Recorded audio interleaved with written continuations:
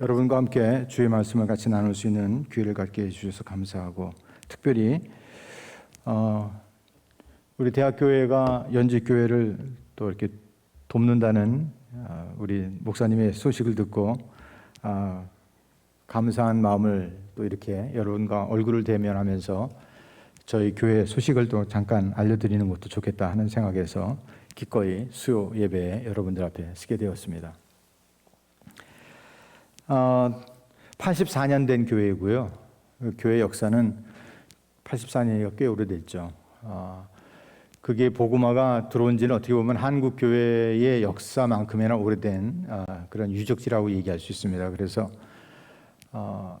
기독교 기념관이 하나 있을 정도 있고, 그 역사는 토마스 선교사가 한국에 들어올 때 바로 이 백령도를 거점으로 해서 평양으로 들어가는 어떤 그런 길목이었다라고 하는 것과 아울러 언더우드라고 하는 우리 선교사도 이곳에 와서 최초로 세례를 베풀었다라고 하는 그런 기독교적인 그 기록들을 보면 한국 기독교 역사 속에서 꽤 유서 깊은 장소였습니다.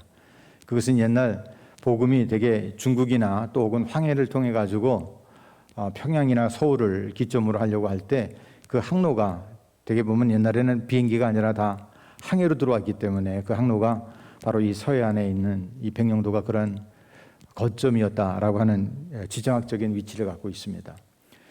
그래서 이곳에는 일찍이 교회가 지금 100년이 넘은 교회들도 있고요. 또 뭐 유명한 것은 소래교회에 있었던 그 교회의 그 기둥들을 바로 이 백령도에다가 다시 또 가져와서 그것을 다시 재건해 가지고 교회를 졌다라고 하는 그런 역사를 갖고 있을 정도로 한국 기독교 역사 속에서는 유서 깊은 그런 장소입니다.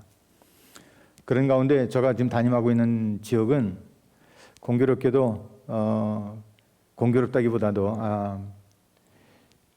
제가 가기 전에 우리 학교 출신이었던 사회복지학교 학과 학생 김도훈이라고 하는 학생과 유정이라는 학생이 결혼해가지고 바로 그곳에서 지금 사회복지관에서 일을 하고 있는데, 제가 왔다는 소식을 듣고 전화를 하고 전화를 통화하는 과정 속에서 이런 얘기를 하더라고요.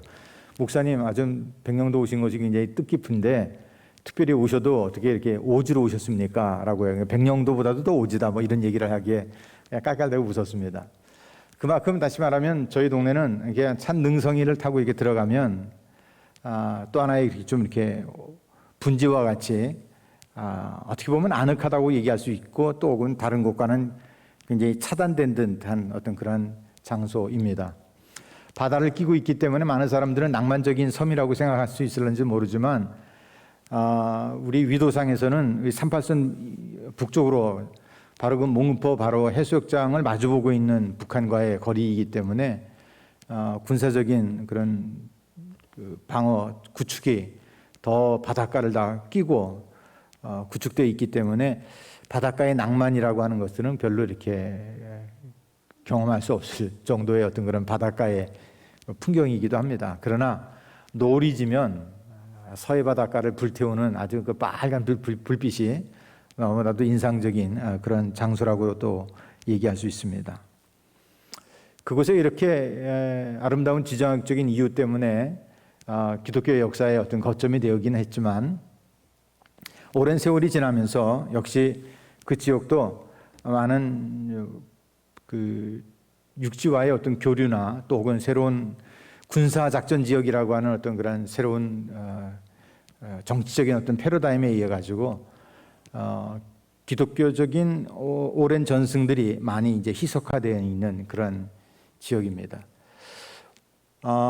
그게 이제 원주민들, 즉 그 백령도의 도민이 한 4천여 명에서 한 5천 명 된다라고 얘기를 하고 있습니다. 반면 여기 군인들과 군인들의 가족들이 5천 명이 넘습니다. 만여 명 되어지는 그런 도민이지만 그게 반수 이상이 군인과 연결되어 있습니다. 그래서 모든 어떤 그런 정서가 이런 사회적인 분위기보다는 좀 군사적인 분위기가 더 있는 지역이기도 합니다. 그러나 사람 살기 때문에 또 사람들이 많은 그 동네로 나가면 또 화려한 네온 사인도 있고 또 그렇습니다. 가장 북쪽에 있는 섬과 또 지질학적인 특징 때문에 백령도를 찾는 어떤 그런 관광지로서도 사람들에게 입소문이 나서 근간에는 많은 사람들이 찾아오고 있고, 아직 보지는 않았습니다만은 물푸변민이라든지 이런 그런 특이한 생태계가 바로 이 백령도에 있기 때문에 사람들이 자주 찾는 그런 관광지가 되었습니다.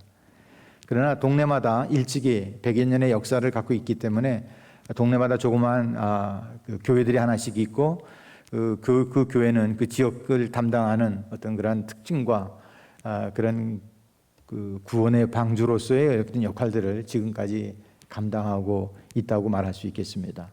특별히 연직교회가 그런 가운데 84년에가 되어지는 그런 연수를 갖고 있고, 바로 그곳은 또 저의 아내 고향이기도 하고, 그래서 즐거운 마음으로 또 목회자가 없는 곳에 봉사할 수 있는 기회를 갖게 되었습니다. 이렇게 어떤 그런 역사라고 하는 수레바퀴는 어떤 아름다운 전승들이 계속적으로 이어가는 것이 아니라 때로는 새로운 문명의 패러다임에 의해 가지고 그 사회가 변화되어지는 것 같습니다. 아내를 통해서는 그 백령도가 갖고 있는 어떤 그런 기독교적인 풍토라고 하는 것이 굉장히 자랑스럽게 들렸습니다. 왜냐하면 주일날이 되어지면 모든 사람들은 모든 일들을 놓고 교회로 몰려드는 어떤 그런 그들의 풍속도를 갖고 있었고, 주일날이면 그들의 일상에서는 어촌과 농업으로 일상들을 살고 있었던 그들이 주일날이면 가장 깨끗한 옷을 입고 교회에 모여서 하나님을 예배하는 그러한 전통들을 자주 이야기하곤 해서 그런 것들을 기대하면서 가봤는데, 지금은 많이 고령화된 사회가 되어서 저가 남자들 중에서는 가장 젊은 나이입니다. 아내도 마찬가지죠. 외지 사람으로서 그 군대에 그 공군에 근무하는 이제 한 부부가 있어서 오시는 분이 있는데, 그분들이 이제 가장 어떻게 보면 젊은 부부라고 얘기할 수 있겠지만 로컬 피플들로서는 저희 부부가 가장 젊은 세대가 아닌가 하는 생각이 듭니다. 그래서 교회를 섬기는 일을 하게 되었습니다. 그러다 보니까 교회가 주일날 헌금이라고 하는 것을 가만히 이렇게 셈해 보면, 여러분, 저희 아내랑 저가 10,000원씩을 낸다면 헌금을 6,300원 혹은 5,500원 이렇게 나온다, 55,000원 이렇게 나오니까 65,000원이나 그러면 이제 헌금 정도가 어떻게 되는지 여러분이 가늠이 잡힐 거예요. 그러한 어떤 자생력이 좀 없는 교회다. 그것은 아무래도 고령화되어 있는 사회이기 때문에 그렇고, 80여 년의 역사를 갖고 있다고 하지만 많은 젊은이들은 아무래도 도시로 나가게 되어지고, 그러다 보니까 남은 어른 세대들이 그 지역 사회를 지키면서 이렇게 고령화되어져 있는, 그래서 아마 역사 속에서 없어질 동네 중에 하나가 아닐까 하는 생각을 가끔 해보기도 합니다. 그러나 하나님이 주신 그 기회가 결국 없어질 어떤 그런 미지의 불확실성을 가지고 목회한다기보다는 하나님이 이곳에 그런 복음의 확장성과 또 혹은 하나님 나라에 대한 어떤 그런 기대를 가지고 저에게 당면한 과제들을 성실하게 하나둘 풀어가려고 노력하고 있습니다. 그런 가운데 우리 최정근 목사님께서 한번 전화를 주셨더라고요. 어떻게 지내느냐고. 그래서 잘 지내고 있는데 도울 수 있으면 한번 도와줄래? 그랬더니 상황을 한번 얘기하라 그래가지고 한번 여러분에게 편지를 보냈죠. 그랬더니 당회가 아마 기꺼이 여러분 동의하셔서 이번 달서부터 도와준다고 했는데, 아직도 통장에 들어온 건 아직 확인해 본 적은 없고, 또 그래도 저 교회가 또 나름대로 80년의 역사가 있으니까 통장은 저가 관리하는 게 아니라 또 우리 다른 권사님이 관리하시기 때문에 매주 보고는 듣습니다만은 그것이 입출입에 대한 것들을 다 일일이 기억하고 있는 것은 아닙니다. 하여튼 여러분들과 함께 또 이런 끈끈한 연계성들을 갖게 되어서 감사드리고요. 그런 가운데 오늘 여러분과 함께 나눌 하나님의 말씀을 문득 생각하다가 내일 모레면 또 6.25가 되기도 해요. 72주년이 되어지는 6.25를 생각하면서 문득 이 시대의 젊은이들이 6.25를 갖다가 남침이냐 북침이냐 그랬더니 남침이 아니라 북침이다 라고 얘기하는 젊은이들도 있다 그래요. 하기가 근데 그 어휘력에, 문해력에 대한 어떤 이해 부족 때문에 생길 수도 있어요. 북쪽으로 침략했다라고 생각하면 북침이라고 생각할 거고, 북쪽에서 침략해 내려왔다라는 의미에서 북침이라고 생각할 수 있을 수 있겠다는 생각이 듭니다. 그렇게 이 젊은 세대가 우리의 역사에 대한 그 어떤 좀 뭔가 미흡한 세계관을 갖고 있는 것이 사실인 것 같아요. 80년대 생인데 무슨 얘기를 하다가 우리나라의 초대 대통령에 대한 이야기를 이렇게 나누는데 굉장히 미국의 앞잡이였다, 뭐 이런 얘기를 문득 하기에 그래요? 그렇게 공부하셨어요? 그랬더니 자기들은 역사 시간에 그렇게 배웠다는 거예요. 그래서 이게 역사라는 것이 누가 가르치냐에 따라서 이렇게 그 역사에 대한 이해도들이 바뀔 수 있구나 하는 생각을 가지면서 오늘 우리의 당면하에 있는 남북 간의 관계가 지구촌 안에 이 한반도만큼 민감하게 있는 나라가 세상에 없습니다. 같은 언어를 쓰면서 서로 이렇게 죽이지 못하여 살고 있는 듯한 그러한 그 정책과 군사를 갖고 있는 나라가 이 세상에 또 어디 있습니까? 왜 이렇게 되었을까 하는 생각을 갖는데, 이게 어떻게 보면 다 정권의 이데올로기에 잡혀서 결국 자기의 이런 그 이데올로기가 정당화시키고, 그 정당화된 이데올로기가 결국 같은 동족을 바라보는 어떤 이런 극심한 어떤 그런 원수와 같은 상황으로 우리가 이 역사를 보고 있는 것이 아닌가 하는 생각에서 오늘 우리 대학교의 성도님들과 사사기가 주는 교훈 한 가지를 여러분과 함께 나누고 싶습니다. 방금 읽었던 것처럼 여러분, 그 땅에 남겨두신 사람들이 있었습니다. 그들은 전쟁을 알지 못하는 세대였습니다. 하나님은 이 전쟁을 알지 못하는 세대들에게 하나님은 의도를 갖고 있었습니다. 의도된 계획은 그들에게 시험을 하는 것이었습니다. 하나님은 전쟁을 알지 못하는 이 세대에 하나님이 하나의 테스트를 했는데, 그 테스트는 뭐였냐면 4절에 보니까 조상들에게 명령했던 것들을 지키는지 안 지키는지를 보기 위한다 라고 성경은 규명하고 있습니다.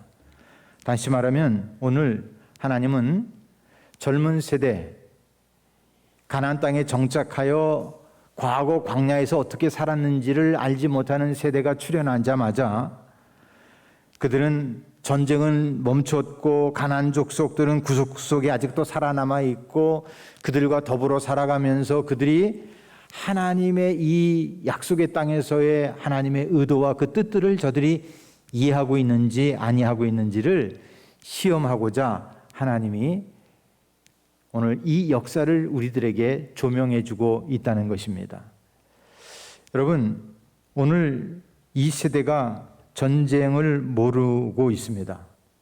그 전쟁은 그저 우리가 좀 더 이렇게 강한 국가가 되어지면 전쟁이 없을 거라고 생각하는 사람들도 있는 것 같습니다.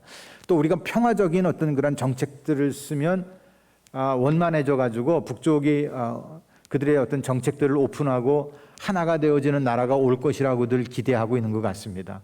그러나 우크라이나와 지금 그 러시아의 사태를 여러분들이 보고 있다면 그것이 그렇게 평화적이라고 해서 모든 것이 다 원만하게 돌아갈 것이라고 생각해서는 큰 오산입니다.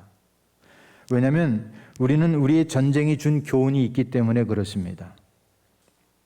그래서 오늘날 우리는 이 전쟁에 당면하고 있음에도 불구하고, 우리는 휴전이라고 하는 이름 속에 있음에도 불구하고 우리는 전쟁은 이제 우리 한반도에서 없어졌고, 이제 우리가 좀 더 융화정책, 햇빛정책을 쓰거나 또 혹은 어떤 정치적인 어떤 이슈와 슬로건들을 잘 이행하면 남북은 이제 하나 돼서 통일이 될 것이라고들 기대하고 있습니다. 아마 이것에 의해서 넷플릭스에서는 뭐 다음 주에 어떤 그런 몇 차례 에피소드를 통해 가지고 드라마를 만들겠다고 하는데 그 이야기는 굉장히 우리에게 위험천만한 생각들을 불러일으키는 가공적인 이야기들입니다. 통일이 되었습니다. 통일이 된 가운데 일어나고 있는 하나의 사례들을 그런 드라마화시키는 그런 영화가 이제 등장한다고 합니다. 우리는 그동안에 이런 많은 저런 일들을 통해 가지고 이제 전쟁은 이제 끝난 거고, 우리가 좀 더 나은 이상적인 구호와 또 혹은 정책들을 통하여 우리는 하나가 될 것이라는 기대를 많이 하고 있습니다. 그러나 나는 오늘 문득 이 성경을 읽으면서 여러분들에게 이렇게 한번 이야기를 전해드리고 싶습니다. 하나님이 혹시 오늘 전쟁을 모르는 세대를 통하여 똑같이 이스라엘처럼 우리에게도 하나님의 시험이 혹시 있지 않을까라고 하는 것입니다. 여러분, 6.25라고 하는 전쟁은요, 굉장히 그 근대사 속에서 우리가 찾아보기 힘든 어떤 그러한 많은 역사적 교훈들을 갖고 있습니다. 하게 여러분, 인터넷 신문으로 젊은이들을 대변하고 있는 많은 어떤 요새 좀 이렇게 진보적인 뉴스들을 보면 굉장히 이 전쟁에 대한 것들을 이상화시켜 가지고 이념적인 것들을 다 우리가 내려놓고 평화적인 어떤 그런 그 서로의 조약 안에서 충분히 한반도가 가장 이상적인 국가로 만들어갈 것처럼 얘기하고 있지만 저는 그 말에 대해서는 굉장히 염려스러운 부정의 이야기를 하지 않을 수가 없습니다. 왜냐하면 우리의 어떤 그런 그 희망이 그런 어떤 이념이나 구호에 의해서 만들어지는 것이 아니기 때문에 그렇습니다. 진정한 평화는 평화의 본체이신 생명이신 하나님의 그 생명력을 갖지 않은 사람들끼리 만들어 간다는 것은 그저 우리의 하나의 허상일 뿐입니다. 그 허상은 우리에게 많은 몽상들을 만들어내고 이상들을 또 꿈꾸게 만들지만 결코 그것은 타락한 인간이 만들어낼 수 있는 이상이 아니라는 것입니다. 우리는 우리의 그 형상이 죄악으로 말미암아 다 깨어져 버렸기 때문에 이 상실되어지는 인간의 그 자화상들이 복음으로 회복되지 않고서는 결코 우리는 인간다운 인간의 자아상들을 회복할 수 없습니다. 인간의 본질적인 자아상들이 회복되지 않은 인간들이 앉아서 이상을 꿈꾼다고 해서 그 이상이 이상화되어지는 이 유토피아적인 세계를 만들 수 있을 거라고 기대하십니까? 그것은 이 지구촌의 2000년 이상의 그 인류의 역사 속에서 한 번도 그런 것들이 우리 가운데 실천되어진 적이 없다는 것입니다. 여러분, 이론적으로 본다 그러면 여러분 그 공산주의나 사회주의의 어떤 이야기들이 얼마나 아름답습니까? 굉장히 인간 모두에게 평안을 주는 것 같고 평등한 사회를 만들어가는 것 같기에 얼마나 굉장히 이념적으로는 아름답습니까? 그런데 거기 안에는 평등이라는 구호 안에 인간이 가져야 되는 존엄성들이 기득권자들에 의해서 파괴되어지는 인간의 잔혹상들을 역사가 우리들에게 교훈해주고 있습니다.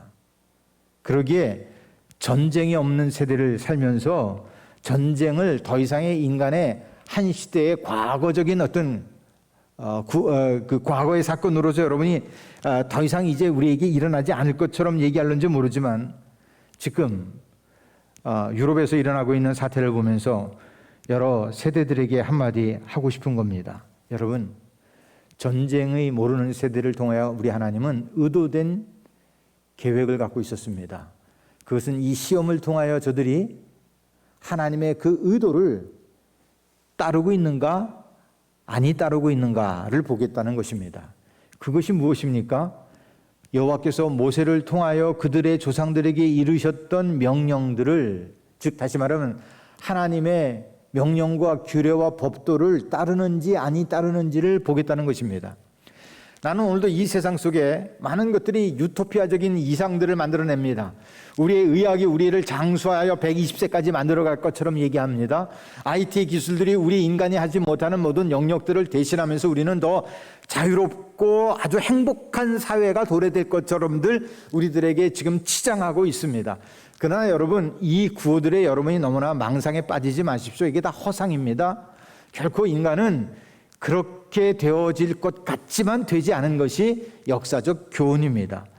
왜냐하면 타락한 인간의 그 본성들이 갖고 있는 것들은 야욕과 여러분 어떻게 보면 탄압과 또 왜곡된 어떤 그들의 어떤 그런 치장되어 있는 그런 그 사상과 이념으로 말미암아 늘 보면 그 공평과 어떤 정의라고 하는 것은 기득권에 대한 공평과 정의에 대한 이론들이지 그것은 누구에게나 합의적이고 누구에게나 존재할 수 있는 그 인간 개개인의 존엄의 가치가 평등한 사회가 이 땅에 도래된다고들 말하고 있지만 결코 그런 적이 없다는 것입니다. 나는 그것이 교회 안에 하나님의 형상을 회복했다는 사람들 안에서도 그러한 가장 하나님의 그 나라의 이상적인 것들이 실천되지 못하고 우리 안에 그런 미흡한 많은 모습들을 갖고 있을 때 나는 교회 밖에 있는 것들은 더 말할 가치도 없다고 생각이 되어집니다.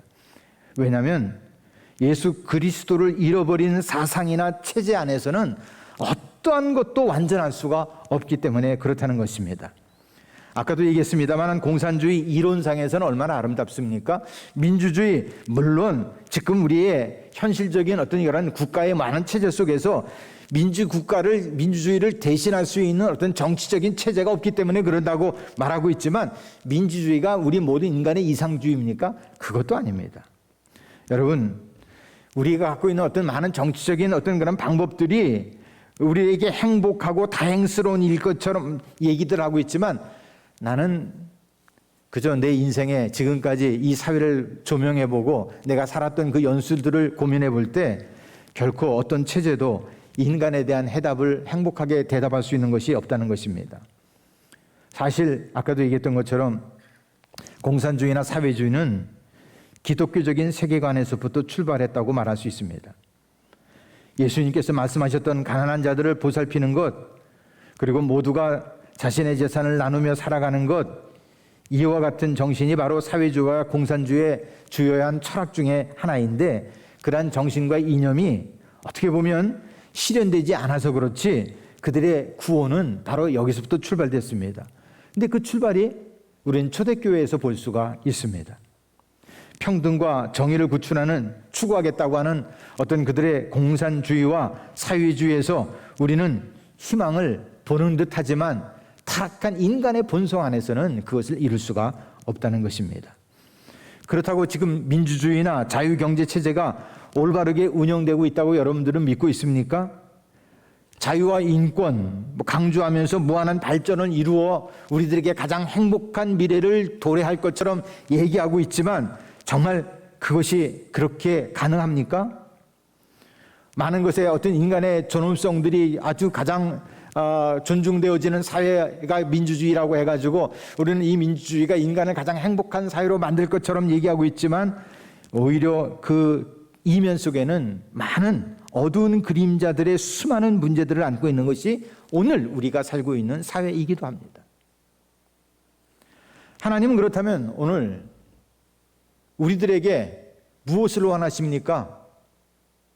그것은 다시 우리가 복고적인 하나님의 그 통치 안에서 우리가 회복되어지는 하나님의 나라에 대한 주권을 우리 주님은 찾기를 원하고 있다는 것입니다. 저는 가끔 이런 생각을 해봤습니다.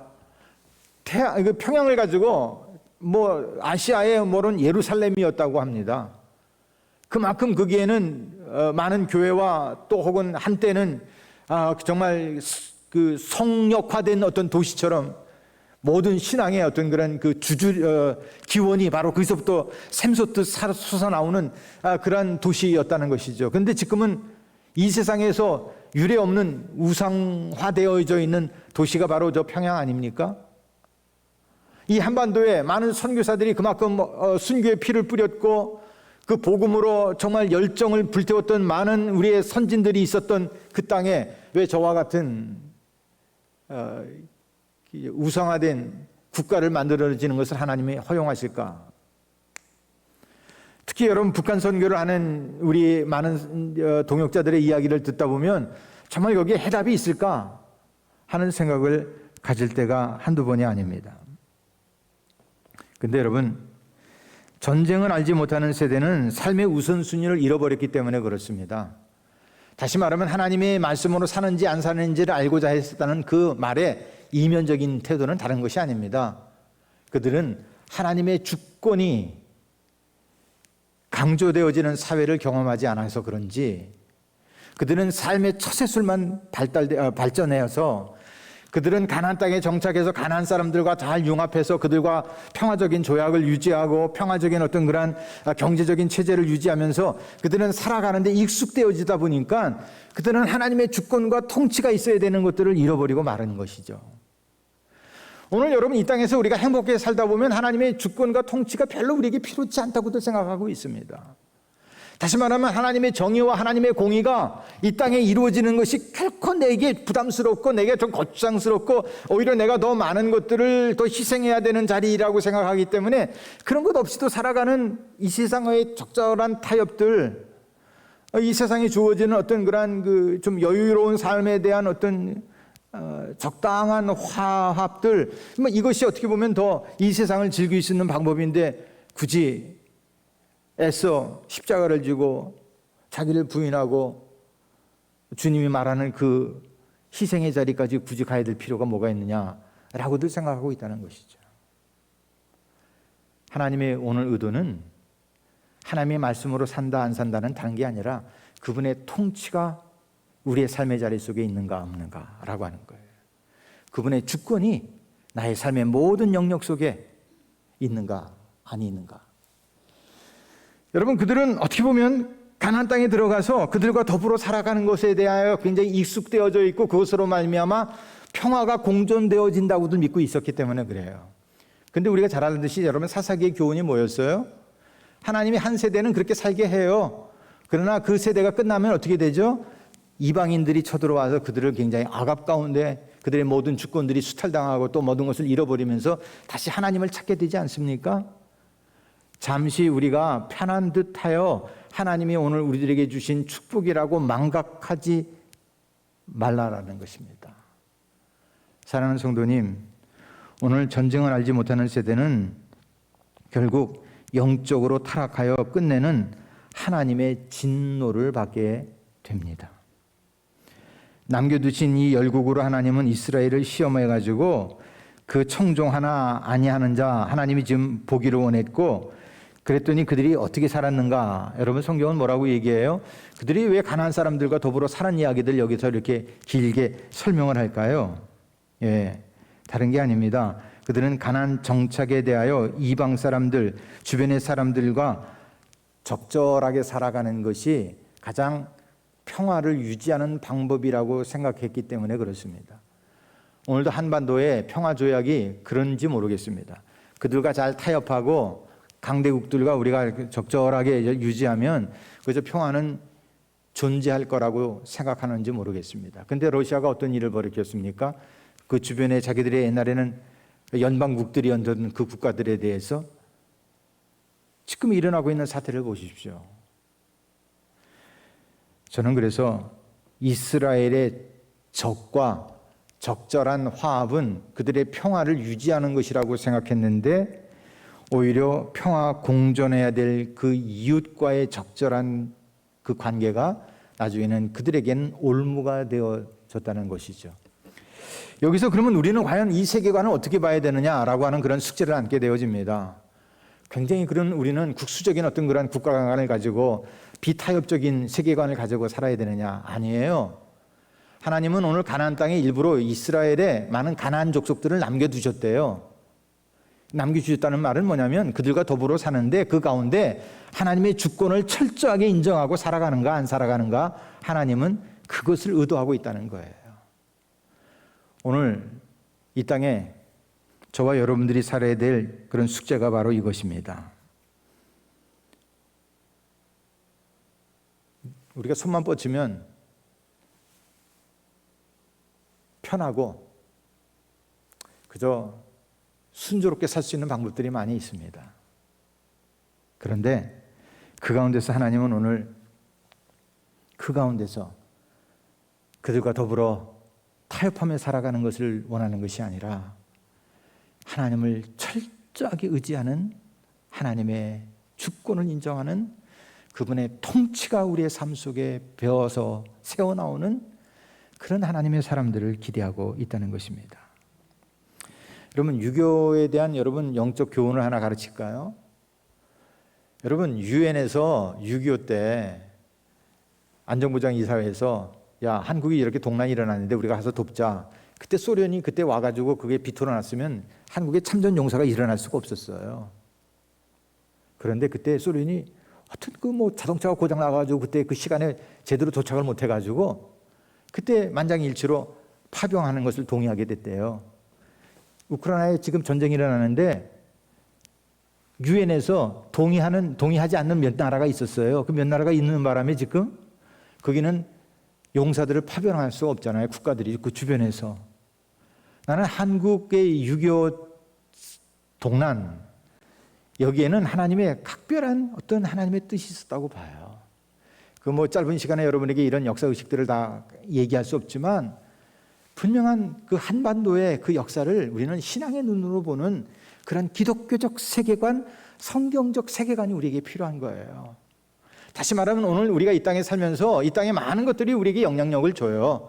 그렇다고 그 모든 걸 다 거부하고 우리가 뭐 어떤 경직된 사회 속에 어떤 그런 아솔라이트된 어떤 그런 사회를 만드는 것을 하나님의 나라고 말하는 건 아니에요. 하나님의 나라는 그들 속에 있지만 그들의 문화를 우리가 때로는 수용하고 있지만 그 수용되어지는 그 많은 교차되는 그 영역 속에서 철저하게 하나님의 주권과 하나님의 통치가 이루어지는 그 이념과 사상과 세계관과 그러한 철학들을 갖는 것을 우리 주님이 오늘도 요구하고 있다는 거예요.